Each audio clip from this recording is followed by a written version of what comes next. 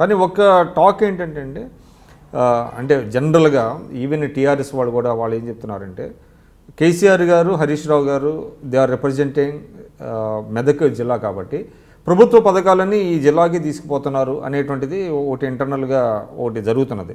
అంటే ఎక్కువ using there power Harish Rao గారు కానివ్వండి, కేసీఆర్ గారు కానివ్వండి, ప్రభుత్వ పథకాల్లో అత్యధిక భాగం అంతా మెదక్కి తీసుకెళ్ళిపోతున్నారు అనేటువంటిది. అది నిజం కదా? అంటే వాళ్ళు మీరు వేరే చోట నుంచి కంపేర్ చేస్తే ఖచ్చితంగా కూడా మన కేసీఆర్ గారు ఫార్మ్ హౌస్ కట్టుకున్నారు ఎర్రవల్లిలో, అక్కడ కొన్ని డబుల్ బెడ్రూమ్ ఇల్లులు కట్టారు. ఓకే.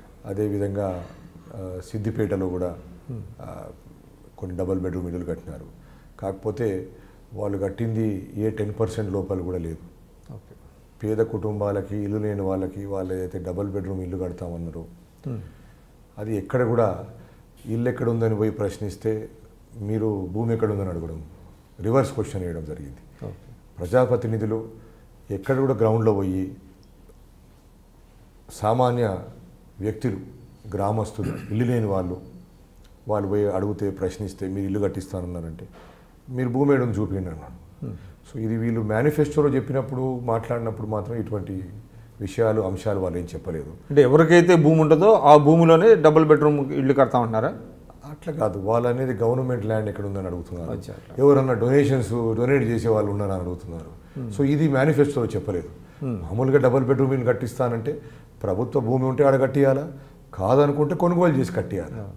కానీ వీళ్ళు వెళ్ళిపోతే వీళ్ళు ఎక్కడ పోయి ప్రచారం చేసి 3 ఎకరాల స్థలాలు ఇవ్వడం దళితులకు కూడా అదే ప్రాబ్లం ఉంది. అదే ప్రాబ్లం అంటున్నారు. 3 ఎకరాలు భూమి లేని వాళ్ళు ఎంతమంది ఉన్నా కూడా ప్రభుత్వ భూములు లేవు, ప్రభుత్వ భూములు లేవు మా దగ్గర చేతిలో అని అంటున్నారు. సో ఎక్కడ చూసినా కూడా వాళ్ళు చెప్పింది ఒకటి, కానీ గ్రౌండ్లో కూడా చాలా రిజెంట్మెంట్ ఉన్నది.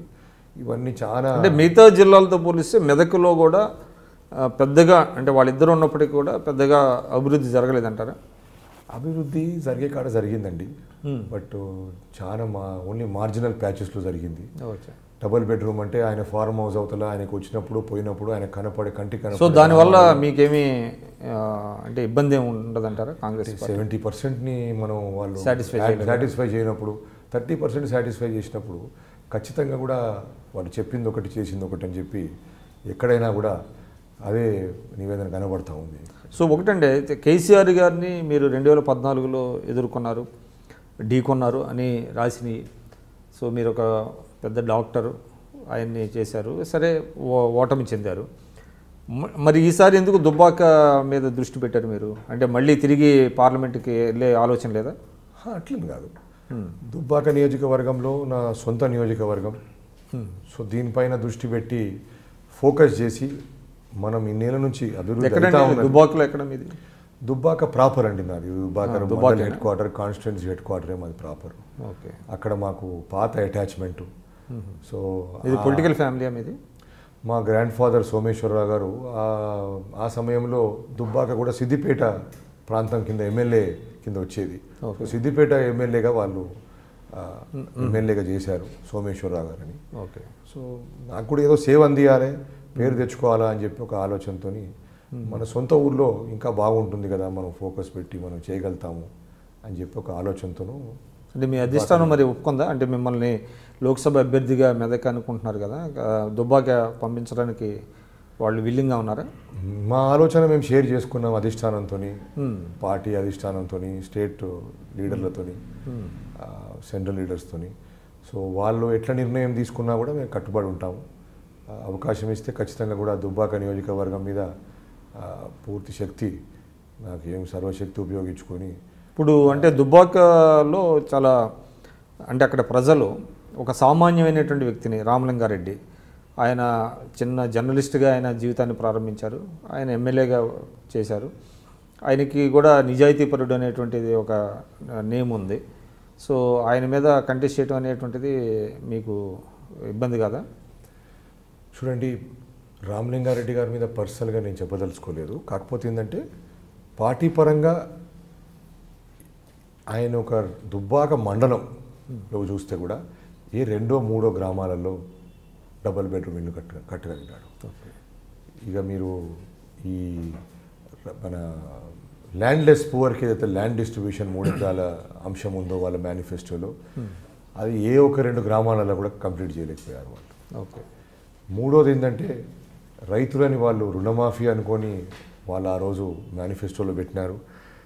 ఏ ఒక్క రైతు కూడా ఫ్రెష్గా రుణాలు తీసుకున్న ఒక ఉదాహరణ కూడా మాకు మండలంలో లేదు. పాత రుణాలు అడ్జస్ట్ చేశారా? అడ్జస్ట్ చేస్తూ ఉండే పట్టుకు అంటే బుక్ అడ్జస్ట్మెంట్ అంటారు అంతే, బుక్ అడ్జస్ట్మెంట్ లాగా అదేదో వడ్డీ క్లియర్ అవుతా ఉంది, అసలు అట్లే ఉండిపోయింది. మళ్ళీ ఫ్రెష్ లోన్స్ తీసుకుందామంటే ఏ బ్యాంక్ కూడా ముందుకు వచ్చి వాళ్ళతో రైతులతో సహకరించింది లేదు. ఇవన్నీ 3 అంశాలు. అంటే మీరంతా డీటెయిల్డ్గా మీరు వెళ్ళారండి, అంటే రైతులను కలవటం, వాళ్ళకి రుణాలు అందుతున్నాయా లేదా, బుక్ అడ్జస్ట్మెంట్ చేస్తున్నారా, బ్యాంకర్స్ ఇస్తున్నారా, లేకపోతే ప్రైవేట్ వడ్డీలు తీసుకుంటున్నారా అని అంతా మీరు మైక్రో లెవెల్కి వెళ్ళారా? వెళ్ళామండి. అది వెళ్ళడంతోనే మీరు ఎక్కడ వెళ్ళినా కూడా గ్రామాలలో రైతులు మీరు ఏ కష్ట సుఖాలు పంచుకున్నా కూడా వాళ్ళ ఇబ్బందులు ఏముందో మనకు తీసుకొచ్చి మనకు ముందు పెడతారు. సో దాంట్లో ఈ 3 అంశాలు చాలా కఠినమైన పరిస్థితి ఉన్నది ఊర్లలో. వాళ్ళు చెప్పిందోటి, వాళ్ళు చేసిందోటి. దాని తర్వాత ఈ సబ్సిడీలు రాకపోవడం, క్రాప్ ఇన్సూరెన్స్ రాకపోవడం, ఎక్కడ కూడా ప్రభుత్వం ఆదుకోకపోవడం రైతులని, దానివల్ల ఇబ్బందికరమైన పరిస్థితి. For more videos, subscribe to iDream. And loads of fun entertainment and content. Do watch iDreams. Do subscribe iDream Media. దయచేసి iDreams మీరు సబ్స్క్రైబ్ చేయాల్సిందిగా నేను కోరుతున్నాను. I am Dr. Nayak, DT Nayak. For more videos, please subscribe to iDream. Please subscribe iDream News. Please subscribe iDream. Please subscribe iDreams. మీరు చూస్తున్నారు iDream News.